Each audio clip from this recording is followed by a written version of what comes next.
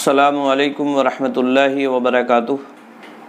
ان الحمدللہ والصلاۃ والسلام علی رسول اللہ، اما بعد۔ اعوذ باللہ من الشیطان الرجیم، بسم اللہ الرحمن الرحیم۔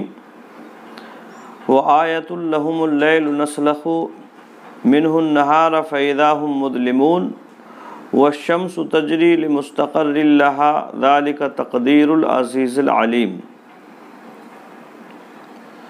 محترم ناظرین کرام اور عزیز طلبہ، ترجمہ معانی القرآن سورہ یاسین کے درس میں آپ کا خیر مقدم ہے۔ اس سے پہلے آپ کے سامنے سورہ یاسین کی 36 آیات کا ترجمہ پیش کیا جا چکا ہے۔ آج ہم سورہ یاسین کی آیت نمبر 37 اور 38 آپ کے سامنے رکھیں گے، اور انہی دونوں آیات کے تعلق سے آج کی بات ہوگی انشاءاللہ العزیز۔ چنانچہ اللہ رب العالمین فرماتا ہے وَآیَةٌ لَهُمُ اللَّيْلُ، آیتن یعنی نشانی، علامات، جیسا کہ اس سے پہلے اس کی وضاحت کی گئی، اور لہم ان کے لیے، یعنی نشانی ہے ان کے لیے، اور لہم یہ جار مجرور سے مل کر کے آیتن کی صفت ہے، یا اسی طرح سے یہ اس سے متعلق ہو جائے گا۔ تو وآیۃ لہم یعنی ان کے لیے نشانی ہے، اور یہاں بھی وہی بات کہی جائے گی جو اس سے پہلے آیۃ لہم الارض المیتہ میں کہی گئی ہے، یعنی اس سے پہلے جو آیت ہے آیۃ لہم الارض المیتہ، تو اسی سے متعلق جو باتیں کہی گئی ہیں وہ یہاں بھی کہی جا سکتی ہیں۔ مثلا آیۃ لہم یہ خبر مقدم آپ مان لیں، اور اللیل اس کا مبتدا مؤخر ہو جائے، تو رات ان کے لیے ایک نشانی ہے، اس طرح سے ترجمہ کریں۔ اور اسی طرح سے آیۃ لہم چونکہ نکرہ ہے لیکن یہ خاص ہو گیا ہے صفت کے ذریعے سے، تو اسے مبتدا مانیں اور اللیل کو اس کی خبر مان لیں تو بھی یہ صحیح اور درست ہوگا، اور ایسی صورت میں ترجمہ ہوگا ان کے لیے ایک نشانی رات ہے۔ رات کس طرح سے نشانی ہے اس کی وضاحت کرتے ہوئے اللہ رب العالمین فرماتا ہے نَسْلَخُ مِنْهُ النَّهَارَ، رات نشانی ہے، یعنی اللہ رب العالمین کی وحدانیت کی اور اسی طرح سے اس کی قدرت کاملہ کی اور اس کے ایک اور اکیلے ہونے کی نشانی ہے۔ آئی بات میں نَسْلَخُ مِنْهُ النَّهَارَ فَإِذَا هُمْ مُظْلِمُونَ، جس سے ہم دن کو کھینچ لیتے ہیں۔ نَسْلَخُ، سلخا یسلخو، باب فتحہ سے آتا ہے، اور اس کا معنی ہوتا ہے کھینچنا، کسی چیز کا کسی دوسری چیز سے الگ کر دینا۔ جیسے جانور کی کھال کو اس کے جسم سے، اس کے گوشت سے الگ کر دیا جاتا ہے، تو یہی معنی اور مفہوم ہے۔ نَسْلَخُ مِنْهُ النَّهَارَ کا مطلب ہوگا اور ہم کھینچ لیتے ہیں اس سے، یعنی رات سے دن کو، یعنی دن کی روشنی جو ہے وہ ختم کر دیتے ہیں۔ آئی بات میں، یعنی پھر اندھیرا چھا جایا کرتا ہے۔ تو نَسْلَخُ مِنْهُ النَّهَارَ، اس سے ہم دن کو کھینچ لیتے ہیں، فَإِذَا هُمْ مُظْلِمُونَ، پس وہ یکایک اندھیرے میں ہو جاتے ہیں، چلے جاتے ہیں۔ مظلمون اس میں فاعل ہے، ازلم یظلم اظلام، اور اس کا معنی ہوتا ہے اندھیرے میں رہ جانے والے، اندھیرے میں داخل ہونے والے، پس وہ اندھیرے میں داخل ہو جاتے ہیں، یعنی تاریکی آ جایا کرتی ہے۔ عربی زبان میں کچھ الفاظ ایسے ہیں جو وقت یا مکان میں دخول کے لیے بنائے گئے ہیں، جیسے امسا ہے، اصبح ہے، یا اسی طرح سے ازہرا ہے، یا اسی طرح سے ازلمہ ہے، اور اسی طرح سے امسرا ہے، یا اسی طرح سے احرمہ ہے۔ تو ان کا مطلب یہ ہے، جیسے احرمہ کا مطلب حرم میں داخل ہوا، امسرا کا مطلب شہر میں داخل ہوا، یا اسی طرح سے امسا کا مطلب شام میں داخل ہوا، اصبح کا مطلب صبح میں داخل ہوا، ازہرا کا مطلب ظہر کے وقت میں داخل ہوا، ازلمہ کا بھی ایسے ہی مطلب ہے، تاریکی میں داخل ہوا، اور اسی سے یہ اسم فاعل جمع کا صیغہ ہے، مظلمون اس جمع مذکر سالم کا صیغہ ہے، اور واحد اس کی مظلم آتی باب افعال سے، تو وہ اندھیرے میں داخل ہو جاتے ہیں، پس یکا وہ اندھیرے میں چلے جاتے ہیں۔ یعنی یہاں دیکھیے اللہ رب العالمین نے اپنی قدرت کاملہ کا ذکر فرمایا کہ ہماری قدرت کی نشانیوں میں سے ان کے لیے رات بھی ایک نشانی ہے کہ رات کس طرح سے چھا جاتی ہے، دن ہے، اور کیسے ہم اس دن کو ختم کر دیتے ہیں اور رات ان پر آ جاتی ہے اور وہ تاریکی میں چلے جاتے ہیں۔ تو یہ سب ہماری نشانیوں میں سے، یہ ہماری قدرت کاملہ میں سے، اور اسی طرح یہ اللہ رب العالمین کی وحدانیت کی بھی دلیل ہے، اور وحدانیت کے دلیل اس طرح سے ہے کہ یہ سلسلہ، یعنی رات آتی ہے اور دن چلا جاتا ہے، یا اسی طرح سے دن آتا ہے اور رات چلی جاتی ہے، یہ سلسلہ لاکھوں کروڑوں برسوں سے چلا آ رہا ہے، لاکھوں برسوں سے یہ سلسلہ چلا آ رہا ہے، کروڑوں برس سے یہ سلسلہ چلا آ رہا ہے، رات آتی ہے، دن آتا ہے، دن جاتا ہے، رات آ جاتی ہے، اور اس طرح سے یہ سلسلہ چلا آ رہا ہے، اس میں کسی بھی طرح کی کوئی تبدیلی واقع نہیں ہو رہی ہے، اور یہ تبدیلی کا نہ ہونا یہ اس بات کی دلیل ہے کہ اللہ رب العالمین ایک ہے۔ یہ نظام اگر کئی لوگوں کے اختیار میں ہوتا، کئی لوگ اس کو دیکھ رہے ہوتے، کئی لوگ اس نظام کو سنبھال رہے ہوتے، دن اور رات کا آنا جانا یہ کئی لوگوں کی دسترس میں ہوتا، تو اس باقاعدگی سے کبھی بھی یہ کام نہیں ہو رہا ہوتا، کچھ نہ کچھ تبدیلی بسا اوقات اس میں ہو جایا کرتی، لیکن کوئی تبدیلی نہیں ہو رہی ہے، رات آتی ہے اور دن چلا جاتا ہے، دن آتا ہے، رات چلی جاتی ہے، ذرہ برابر کوئی بھی کسی بھی طرح کی کوئی تبدیلی واقع نہیں ہو رہی ہے، اور اسی سے ہمیشہ ہمیش کے لیے جو جنتری یا تقویم بنائی جاتی ہیں وہ اسی بنیاد پر بنائی جاتی ہیں، کیونکہ اس میں کوئی تبدیلی نہیں ہے، تبدیلی اگر ہوتی رہتی تو پھر اس میں اس طرح کی ہمیشہ کی دائمی جنتری بنانا یا تقویم قائم کر لینا یہ ناممکن ہے۔ ایک طرح سے انسان یہ بتا سکتا ہے کہ سورج فلاں تاریخ کو فلاں دن کتنے بجے غروب ہوگا یا کتنے بجے طلوع ہوگا، اور اتنے بجے کہاں ہوگا، کس جگہ ہوگا، تجربات کی بنیاد پر جو روزانہ وہ دیکھ رہا ہے، ان تمام وجوہات کی وجہ سے یہ انسان کے لیے ممکن ہے، اور اسی وجہ سے دائمی تقویم، دائمی جنتریاں بنائی جاتی ہیں اور ان پر اعتماد اور بھروسہ کیا جا سکتا ہے۔ تو یہ ساری چیزیں اس بات کی بھی دلیل ہیں کہ اللہ رب العالمین ایک ہے، تنہا ہے، یہ نظام صرف وہی اکیلا دیکھ رہا ہے۔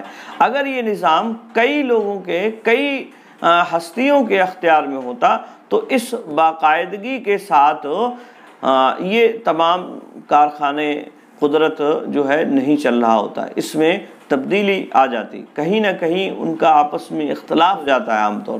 عام طور سے ہم دیکھتے ہیں دنیا کے اندر جو لوگ رہ رہے ہیں وہ کہیں نہ کہیں آپس میں ایک دوسرے کے خلاف ہو جایا کرتے ہیں۔ کوئی چاہتا ہے کہ یہ ہو، کوئی چاہتا ہے کہ نہیں یہ نہیں یہ ہو۔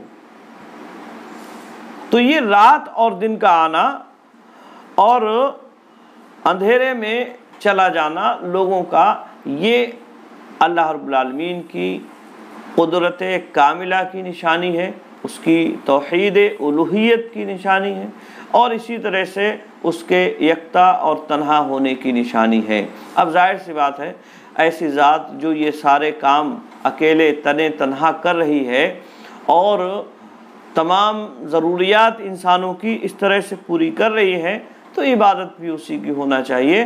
تو یہ آیات بھی اللہ رب العالمین کی قدرت کاملہ، توحید الوہیت اور اسی طرح سے اس کی ایک ذات ہونے کے اور تمام عالم میں اس کے تصرف کرنے کی دلیل ہے۔ تو اللہ رب العالمین نے اسی بات کا ذکر اس آیت کریمہ میں کیا کہ ان کے لیے رات بھی ایک نشانی ہے، علامت ہے ہماری توحید کی، ہمارے ایک ہونے کی اور ہماری قدرت کی، کہ ہم کس طرح سے رات سے دن کو کھینچ لیتے ہیں اور وہ یک اندھیرے میں چلے جاتے ہیں۔ آگے فرمایا اللہ رب العالمین نے وَالشَّمْسُ تَجْرِي لِمُسْتَقَرٍّ لَهَا ذَلِكَ تَقْدِيرُ الْعَزِيزِ الْعَلِيمِ، اور سورج تجری جاری ہوتا ہے، چلتا ہے، جرا یجری چلنا، ایک جگہ سے دوسری جگہ منتقل ہونا، جیسے ہم اور آپ زمین کے اوپر چلتے ہیں، ایک جگہ سے آگے قدم بڑھا کے دوسری جگہ چلے جاتے ہیں، تو یہ اصل میں معنی ہے۔ وَالشَّمْسُ تَجْرِي، اور سورج تجری جاری ہوتا ہے، لِمُسْتَقَرٍّ لَهَا، اپنے مستقر کے لیے۔ لام یہاں جو ہے یہ تعلیل اور علت کے لیے بھی بیان کیا گیا ہے، اور اسی طرح سے یہ الہ کے معنی میں بھی بتلایا گیا ہے۔ مفسرین نے اس کا ایک معنی یہ بھی بتلایا ہے کہ یہ علت کے لیے ہے، اور یہ بھی بتلایا ہے کہ یہ الہ کے معنی میں ہے۔ دونوں معنی اپنی اپنی جگہ صحیح اور درست ہو سکتے ہیں۔ تو وَالشَّمْسُ تَجْرِي لِمُسْتَقَرٍّ لَهَا، اور سورج اپنے مستقر مطلب جو اس کی مستقر مقرر کی ہوئی راہ ہے، اس کا راستہ ہے، اس راستے پر رواں دواں ہے، چل رہا ہے سورج۔ آئی بات میں؟ اور اس طرح سے وہ ساری زمین کا 24 گھنٹے میں ایک چکر مکمل کر لیتا ہے، یعنی اپنے اس مدار پر چلتا رہتا ہے جو اللہ نے اس کے لیے مقرر کیا ہے۔ آئی بات میں؟ یعنی اللہ رب العالمین نے جو اس کے لیے مدار مقرر کیا ہے، اس کے لیے جو راہ متعین کی ہے، جو فلک اس کے لیے متعین کیا گیا ہے اللہ رب العالمین نے، تو وہ اسی پر چلتا رہتا ہے، ذرہ برابر بھی اس میں انحراف نہیں ہوتا ہے۔ آئی بات میں؟ ذرہ برابر بھی انحراف اس میں نہیں ہوتا ہے، اسی سے اپنی سیر کا آغاز کرتا ہے اور وہیں جا کر ختم کر دیتا ہے۔ اپنی جو چال ہے، اس کی سیر ہے، وہ ایک جگہ جاتا ہے اور اسی جگہ جا کے ختم کر دیتا ہے، اور پھر دوبارہ سے شروع ہو جاتا ہے۔ آئی بات میں؟ تو یہ ایک معنی ہوا۔ اسی طرح سے ایک دوسرا معنی یہ بھی ہے، یعنی اپنے ٹھہرنے کی جگہ تک، یعنی سورج جو ہے اپنے ٹھہرنے کی جگہ تک جاری رہتا ہے، چلتا رہتا ہے، سیر کرتا رہتا ہے، اور وہ ٹھہرنے کی جگہ کیا ہے؟ عرش کے نیچے۔ عرش کے نیچے تک اللہ رب العالمین کے حکم سے وہ چلتا رہتا ہے۔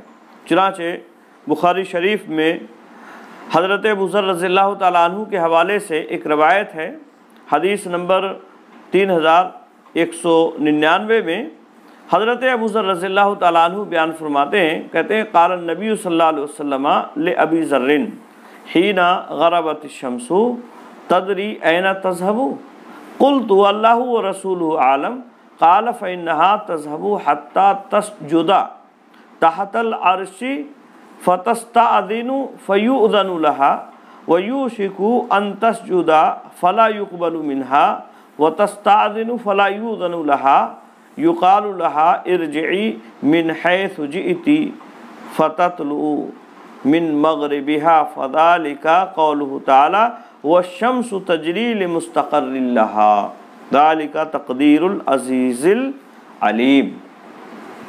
یعنی حضرت ابوذر رضی اللہ تعالیٰ عنہ بیان فرماتے ہیں کہ نبی اکرم صلی اللہ علیہ وسلم نے ابوذر سے کہا حین غربت الشمس، اس وقت جب سورج غروب ہوا، تدری این تذهب، تم جانتے ہو سورج کہاں جاتا ہے، قلت، میں نے کہا اللہ ورسولہ عالم، اللہ اور اس کے رسول زیادہ جانتے ہیں۔ قال، تو آپ صلی اللہ علیہ وسلم نے فرمایا فإنها تذهب حتى تسجد، کہ یہ جاتا ہے یہاں تک کہ سجدہ کرے تحت العرش، عرش کے نیچے، یعنی عرش کے نیچے اللہ رب العالمین کے لیے سجدہ کرے، فتستأذن فیؤذن لها، تاکہ وہ اجازت طلب کرے اللہ رب العالمین سے اپنے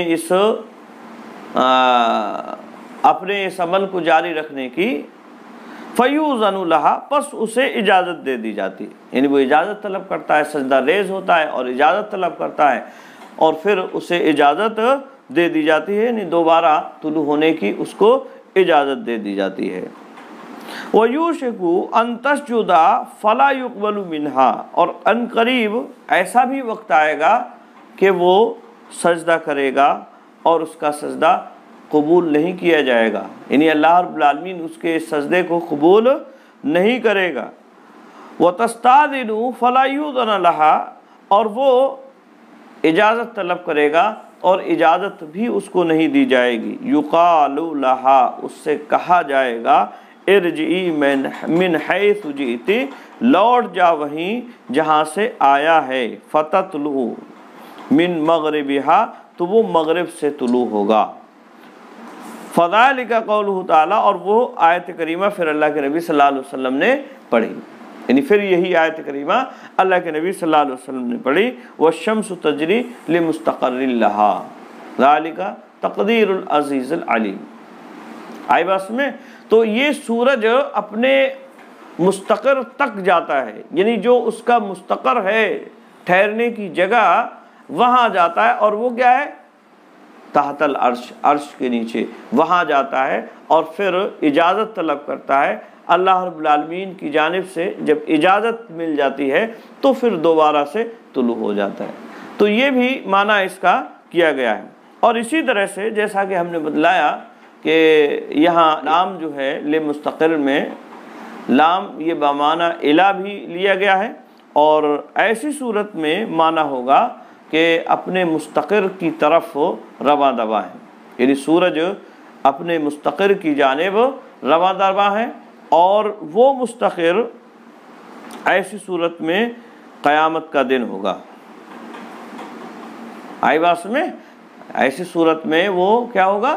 قیامت کا دن، یعنی اس کی جانب رواں دواں ہے، وہ چل رہا ہے اپنے مقصد میں۔ اور یہ تینوں معنی اور مفہوم اپنی اپنی جگہ صحیح اور درست ہو سکتے ہیں، اور آیت کریمہ میں اس بات کی گنجائش ہے، یعنی یہ معنی لیا جائے کہ ہر روز جو اس کا سفر ہے، رات اور دن کا آنا جانا جو اس کے ذریعے سے جڑا ہوا ہے، اس کی جانب سورج باقاعدگی کے ساتھ رواں دواں ہے اور چل رہا ہے، کہ سورج اپنے مستقر کی طرف جاتا ہے اور پھر وہاں سے دوبارہ سے طلوع ہو جاتا ہے، اور پھر جاتا ہے مستقر کی طرف، اور پھر وہاں جو ہے دوبارہ سے طلوع ہو جاتا ہے۔ تو یہ معنی بھی درست ہے، اور اسی طرح سے بخاری کے حوالے سے جو بات کہی گئی کہ وہ عرش کے نیچے جاتا ہے، وہ بھی معنی اپنی اعتبار سے صحیح اور درست ہے، اور اس پر کسی طرح کا کوئی اعتراض کرنا کہ عرش کے نیچے کیسے سورج جائے گا، کیسے سجدہ ہوگا اس کا، یہ صرف ہماری اپنی محدود عقل کی بنیاد پر ہے، یہ ہماری محدود عقل کی بنیاد پر یہ اعتراضات ہیں۔ ہماری عقل جو ہے محدود ہے، اس لیے ہمارے ذہن میں یہ باتیں نہیں آتی ہیں۔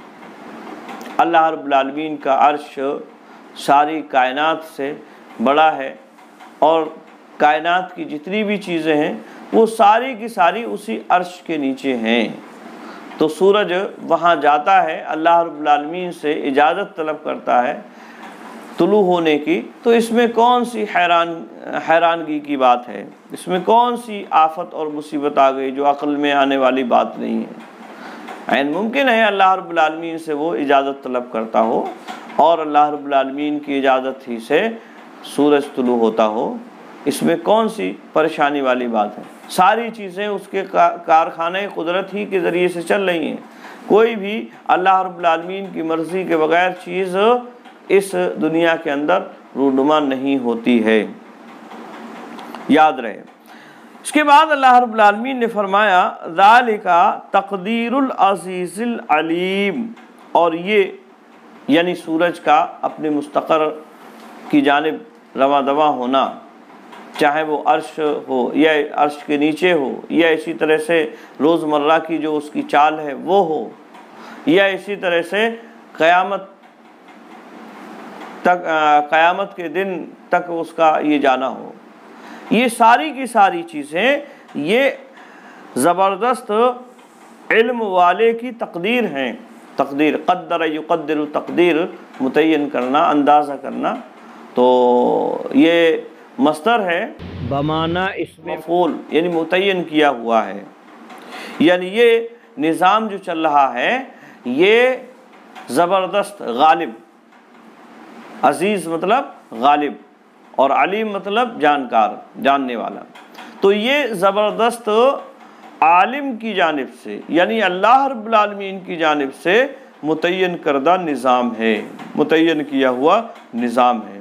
تو یہ سورج کا اپنے مستقر کی جانب رواں دواں ہونا، یا اسی طرح سے اسی کے ذریعے سے دن اور رات کا آنا جانا، دن آتا ہے پھر رات آتی ہے، دن ختم ہوتا ہے پھر رات آتی ہے، رات ختم ہوتی ہے اور دن آ جایا کرتا ہے۔ یہ ساری جو کارخانہ قدرت ہے یا نظام ہے، یہ سارا کس کے ذریعے سے چل رہا ہے؟ یہ زبردست علم والے اللہ رب العالمین کا متعین کردہ نظام ہے، یعنی اس نے متعین کیا ہے، اور یہ نظام اسی کی قدرت سے چل رہا ہے، وہی اس نظام کو چلا رہا ہے، اس میں کسی بھی طرح کی کوئی تبدیلی واقع نہیں ہوتی ہے۔ تو یہ ایک طرح سے نشانی ہے اللہ رب العالمین کی قدرت کاملہ کی، کہ وہ اس سارے نظام کو بڑی باقاعدگی کے ساتھ چلا رہا ہے، اور اتنی بڑا نظام کہ آدمی اس کا گمان بھی نہیں کر سکتا ہے۔ آئی بات سمجھے؟ اور یہ اس کے ایک ہونے کی بھی دلیل ہے۔